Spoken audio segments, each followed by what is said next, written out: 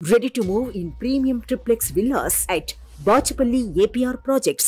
CM Jagan మీద జరిగిన దాడి ఇష్యూ ఏపీలో ప్రకంపనలు రేపుతుంది. జగన్ పైన జరిగిన దాడిని వైసీపీ నేతలు ఖండించారు. చాలా ఫోర్స్ తో రాయి వచ్చి తగిలిందని ప్రభుత్వ సలహాదారు సజ్జల రామకృష్ణారెడ్డి అన్నారు.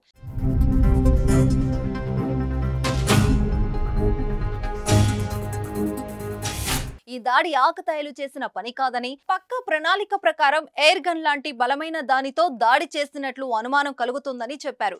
దాడిపై ప్రధానితో సహా చాలా మంది నేతలు ఖండించారని రామకృష్ణారెడ్డి చెప్పారు. ఈ దాడిపైన ఎమ్మెల్యే తోపుదుర్తి ప్రకాష్ రెడ్డి ఆందోళన వ్యక్తం చేశారు.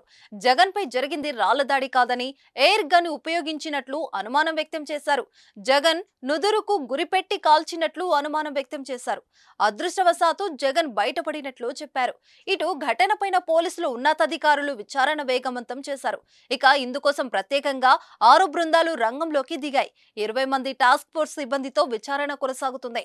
ఇదే సమయంలో ఎమ్మెల్యే వెల్లంపల్లి ఫిర్యాదు మేరకు జగన్ పైన హత్యాయత్నం జరిగినట్లుగా పోలీసులు కేసు నమోదు చేశారు. జగన్ భద్రత పైన ప్రత్యేకంగా చర్యలు చేపట్టారు. దాడిలో జగన్ తో పాటు గాయపడిన ఎమ్మెల్యే వెల్లంపల్లి శ్రీనివాస్ ఘటనపైన పోలీసులకు ఫిర్యాదు చేశారు.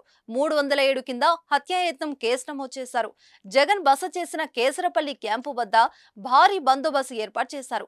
ఇక రాజకీయంగా చేసిన దాడిగా వైసీపీ నేతలు ఆరోపిస్తున్నారు. దాడులు చేసేలా ప్రేరేపించడం సరికాదని వైసీపీ నేతలు మండిపడుతున్నారు.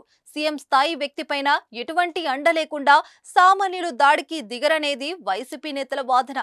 ఖచ్చితంగా దీని వెనుక రాజకీయ కుట్ర ఉందని అనుమానం వ్యక్తం చేస్తున్నారు.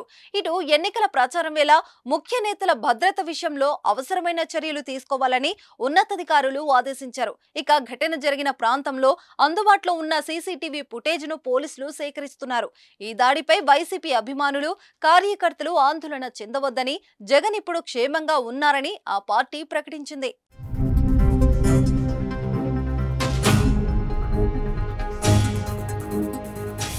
సుమన్ టీవీలో మీ పర్సనల్ అండ్ బిజినెస్ ప్రమోషన్స్ కోసం కింది నెంబర్కి కాంటాక్ట్ చేయండి.